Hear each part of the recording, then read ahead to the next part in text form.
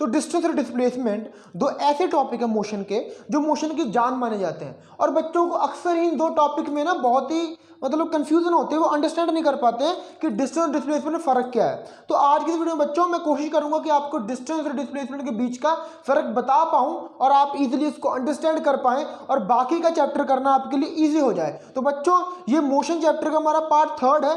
2 part में already upload कर चुका हूँ, स्केलर क्वांटिटी के बारे में और मोशन की इंट्रोडक्शन के बारे में। इस वीडियो को देखने से पहले आप उनको भी चेकआउट कर लें ताकि आपको ये पार्ट अच्छी तरह समझ आ जाए। और इस वीडियो के बच्चों एंड पे हम कुछ क्वेश्चन भी करेंगे BBQ के, जो आपकी बुक में NCERT में ऑलरेडी हैं, तो उसके बारे में हम बात करेंगे। तो डिस्टेंस और डिस्प्लेसमेंट को मैंने एक्सप्लेन करने के लिए बीच में एक लाइन लगा ली है।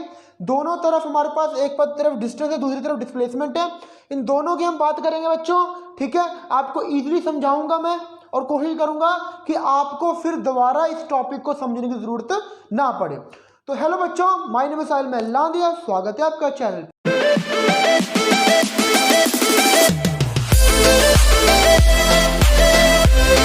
तो बच्चों शुरू करते हैं हम। तो डिस्टेंस हमारे पास बच्चों क्या होता है? It is a total path length cover by an object. Path length का मतलब होता है रास्ता या दूरी कह सकते हैं हम। कोई ऑब्जेक्ट है, वो कितनी दूरी तय कर रही है उसको कहते हैं उसका डिस्टेंस, ठीक है ना। अगर कोई ऑब्जेक्ट दूरी तय कर कहीं जा रही है तो हम कहेंगे उसने डिस्टेंस कवर किया है। मान लो हमारे पास यहाँ पर कोई पॉइंट A है और यहाँ पर कोई पॉइंट B है। हमारे पास यहाँ मान लो कोई वैन है या बस है या कोई कार है। बच्चों मेरी डायग्राम अच्छी नहीं है, कोई बात नहीं, फिर भी मान लो कोई कार है, कार पॉइंट A से लेकर पॉइंट B तक जा रही है और ये पॉइंट A से पॉइंट B तक मेरे पास टोटल रास्ता है 2 किलोमीटर का। और अगर आपको यहाँ कोई क्वेश्चन पूछ ले कि बच्चों इस कार ने कितना डिस्टेंस कवर किया है, तो आप क्या कहेंगे? इसने 2 किलोमीटर डिस्टेंस कवर किया है। तो टोटल पाथ लेंथ जो कवर करेगा उसको हम कहेंगे डिस्टेंस। क्लियर बच्चों? और यहाँ पर हम सिर्फ लीनियर मोशन की बात करेंगे, तो गाड़ी को घुमाना नहीं है, सिर्फ आगे जाना है या पीछे जाना है, लीनियर की बात कर रहे हैं। डिस्प्लेसमेंट क्या होती है हमारे पास? ये भी सेम ही है, total path length cover by an object in particular direction. तो बच्चों बस डिस्प्लेसमेंट में एक चीज एक्स्ट्रा वो है डायरेक्शन का, कि भाई डिस्प्लेसमेंट अगर आप पढ़ रहे हो ना तो डिस्प्लेसमेंट की हमेशा ना एक डायरेक्शन जरूर होती है।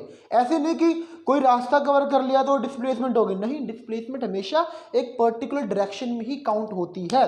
तो डिस्टेंस से डिस्प्लेसमेंट अलग कैसे है? डिस्प्लेसमेंट की डायरेक्शन है, दैट्स व्हाई डिस्प्लेसमेंट डिस्टेंस से अलग है। तो अगर आप मान लो मैंने आपको कह दिया कि भाई तूने A से B की तरफ जाना है, A से B की तरफ जाना है, वही हमारे पास 2 किलोमीटर रास्ता है। क्लियर? बट आप कैसे गए? आप पहले यहाँ C पर गए, फिर C से B पर गए। तो मैंने आपको पूछा व्हाट इज योर डिस्प्लेसमेंट, तो आप कहेंगे सर पहले मैं A से C से गया, ये मान लो 2 किलोमीटर का रास्ता ये है, ये मान लो 3 किलोमीटर का रास्ता ये है। तो आप A से C पर गए, C से B पर गए, तो ये आपका डिस्प्लेसमेंट नहीं हुआ। डिस्प्लेसमेंट क्या होगा? A से B, बिकॉज डायरेक्शन आपकी पर्टिकुलरली A से B ये तरफ है ना, घूम कर नहीं जाना है। ये क्या होगा? ये डिस्टेंस होगा। इसके बारे में आपको समझाता हूं आगे, बट आपने बस ये बात याद रखनी है कि डिस्प्लेसमेंट की एक पर्टिकुलर डायरेक्शन भी होती है। That's why displacement is different from the distance. Clear बच्चों? ठीक है। तो सेकंड पॉइंट हमारे पास ये है यहां पर कि distance it is the longest path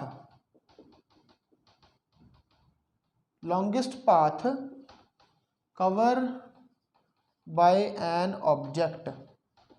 जो लॉन्गेस्ट पाथ होता है ना, जो ऑब्जेक्ट कवर करती है, उसको हम कहते हैं डिस्टेंस। और डिस्प्लेसमेंट होता है shortest path, it is the shortest path.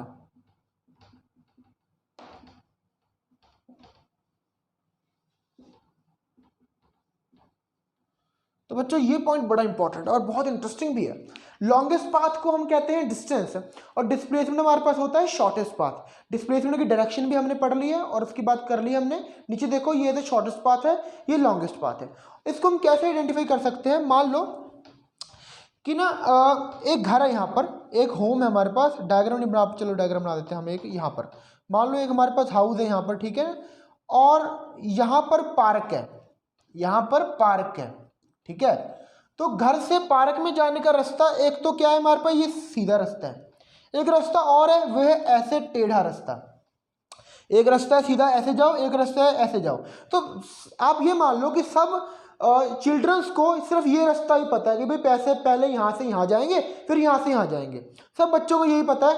और ये मेरे पास है मान लो 2 किलोमीटर नहीं मानेंगे, इसको मान लेंगे ये मेरे पास है 200 मीटर, और ये मेरे पास है 300 मीटर, और ये मेरे पास है टोटल, ये मेरे पास है बच्चों 300 मीटर ये है पूरा। ठीक है, आप ये मान लो। तो घर से अगर आप ये पाथ कवर करोगे तो 300 मीटर में जाओगे, अगर ये करोगे तो 500 मीटर में जाओगे। तो देखो क्या होगा, बच्चों को सिर्फ ये बात पता है और बच्चे यहां से जाते हैं यहां से जाते हैं, तो वे टोटल डिस्टेंस कितना कवर करते हैं, 200 प्लस 300, वो हमारे पास हो गया 500। 200 प्लस 300 500 मीटर।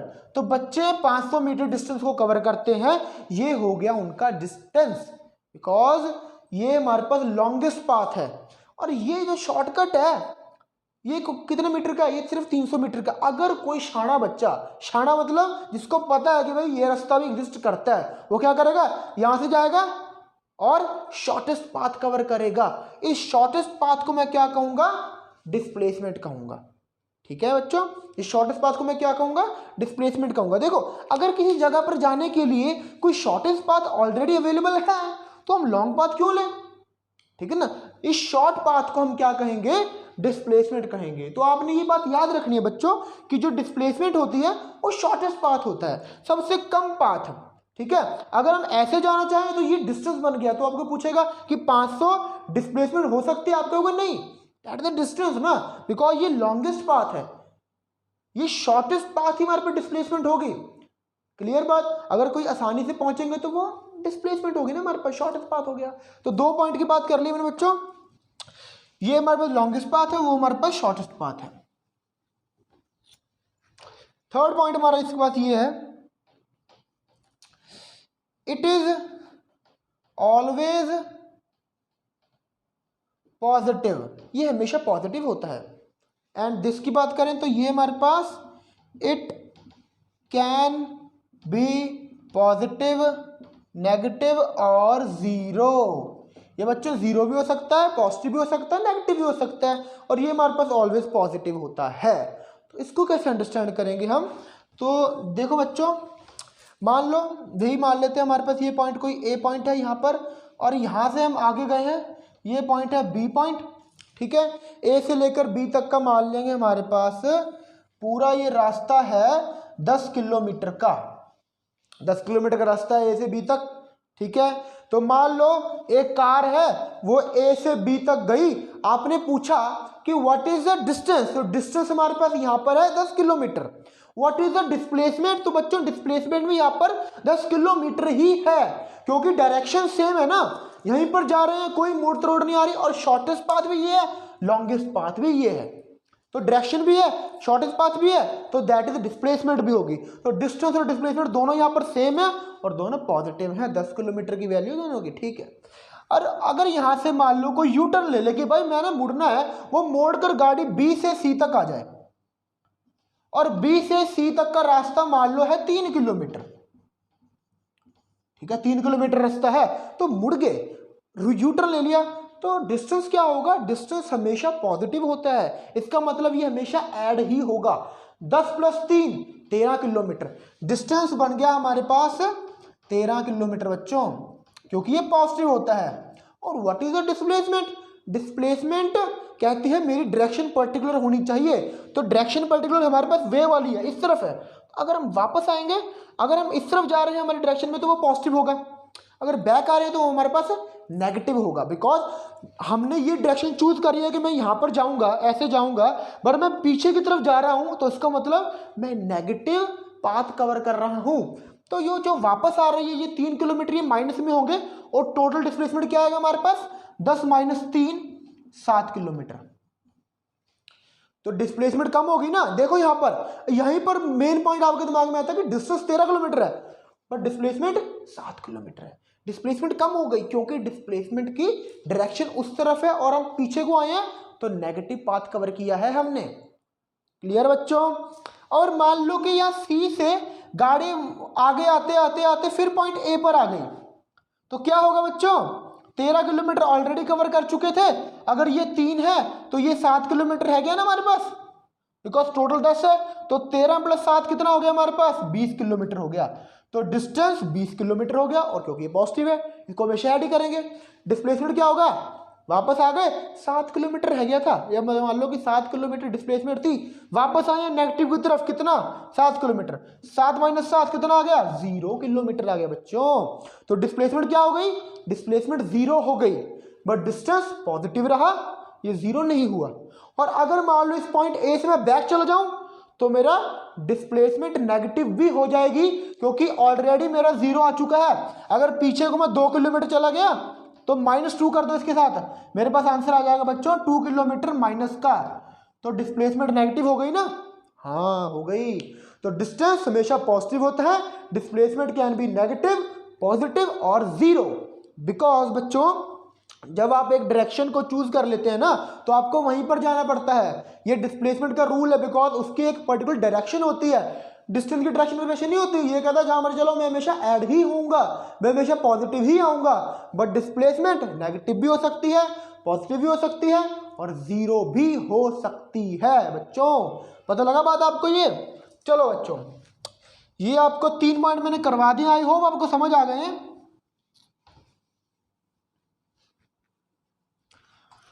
फोर्थ पॉइंट आपके दिमाग में आ ही गया होगा, it is a scalar quantity. Scalar है बच्चों ये क्वांटिटी हमारे पास, क्योंकि इसकी कोई डायरेक्शन नहीं है। और बच्चों ये हमारे पास है vector quantity, it is a vector quantity.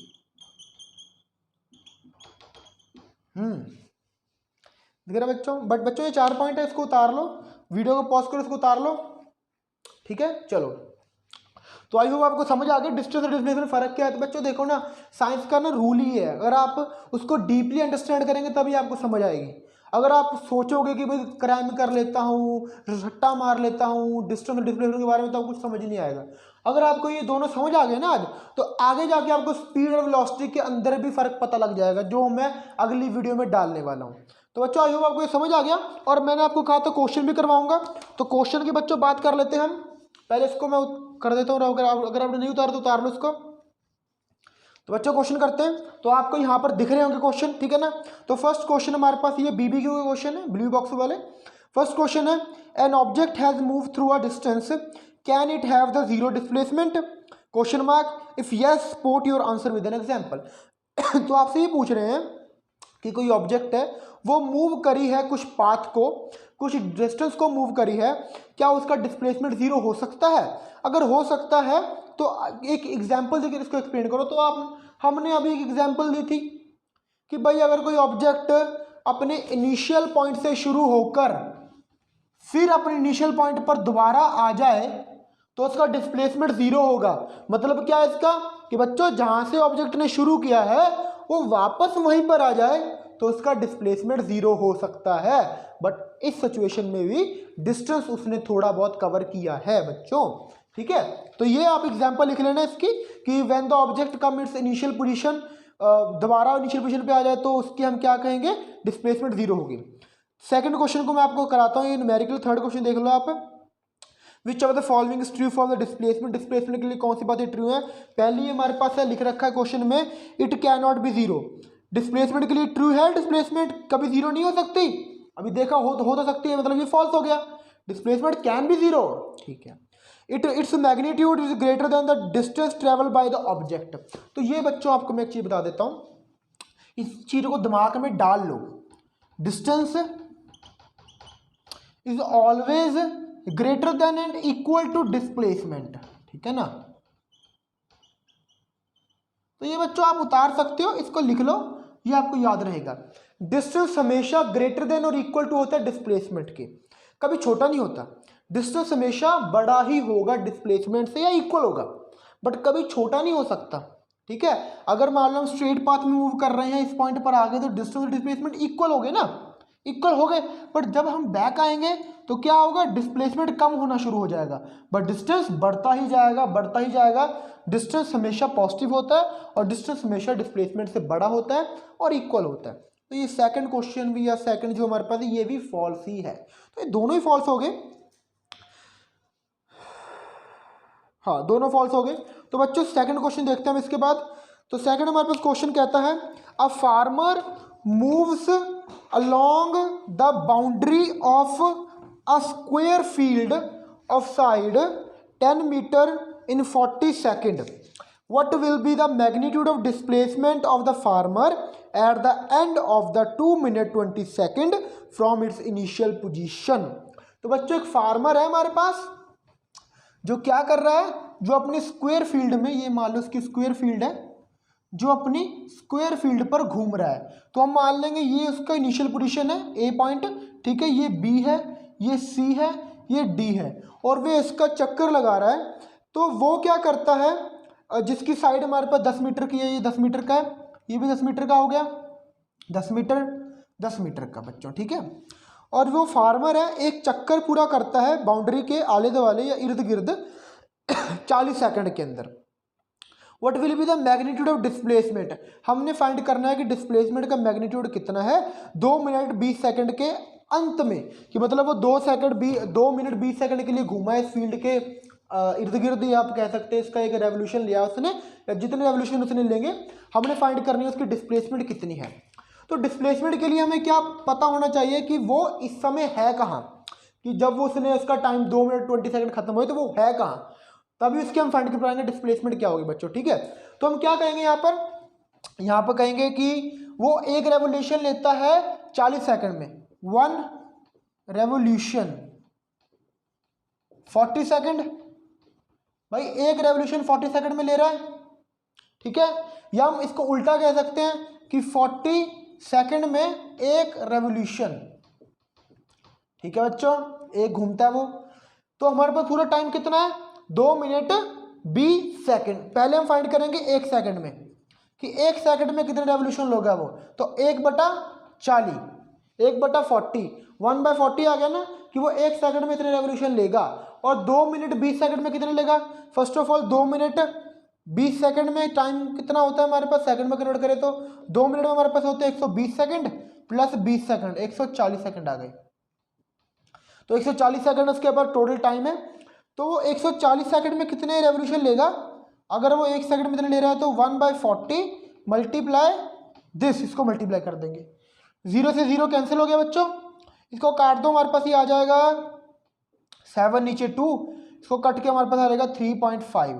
तो बच्चों वो 3.5 रेवोल्यूशन कंप्लीट कर रहा है इतने टाइम के अंदर। तो हम इसका ऐसे एस्टिमेट लगा सकते हैं बच्चों कि वो पहले ए से बी पर गया, बी से सी, सी से डी से ए, तो 1 रेवोल्यूशन हो गया, 2 रेवोल्यूशन हो गए, 3 हो गए। जब वो आधा लगाएगा तो वो कहाँ पर पहुंचेगा, ये यहाँ पर आकर इसका आधा रेवोल्यूशन हो गया, ठीक है। और मतलब फार्मर यहाँ पर आकर रुक गया। हमने फाइंड करनी है उसकी डिस्प्लेसमेंट, कि डिस्प्लेसमेंट कितनी है। और डिस्प्लेसमेंट बच्चों क्या होती है, शॉर्टेस्ट पाथ होता है ना, तो वो शॉर्टेस्ट पाथ कितना कवर कर रहा है, शायद शॉर्टकट तो यहाँ पर ऐसे है ना, देखो, तो जरूरी यहाँ से यहाँ जा रहा है, यहाँ पर जा बढ़ो, शॉर्टकट तो ये है। तो हमें ये फाइंड करना है कि ये कितना है। और इसको कैसे फाइंड करेंगे बच्चों हम, ये देखो हमारे पास एक ट्रायंगल बन गई है, राइट एंगल ट्रायंगल, ये 90 का एंगल है, ये राइट एंगल ट्रायंगल हमारे पास फॉर्म हो गई है, ठीक है। जिसका हमारे पास ये बेस होता है, ये परपेंडिकुलर है, बेस है परपेंडिकुलर है, हाइपोटेन्यूज फाइंड करना है। तो इसको कर देते हैं पाइथागोरस थ्योरम लगाकर, बाय पाइथागोरस थ्योरम।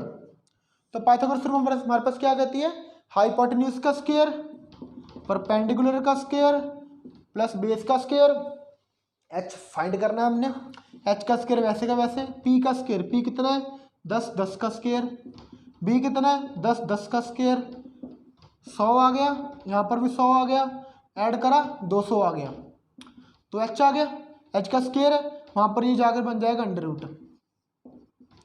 तो 200 का अंडर रूट हमारे पास क्या होता है, 200 का हमारे पास एग्जैक्ट अंडर रूट नहीं होता, तो इसका हम एलसीएम निकाल लेंगे बच्चों।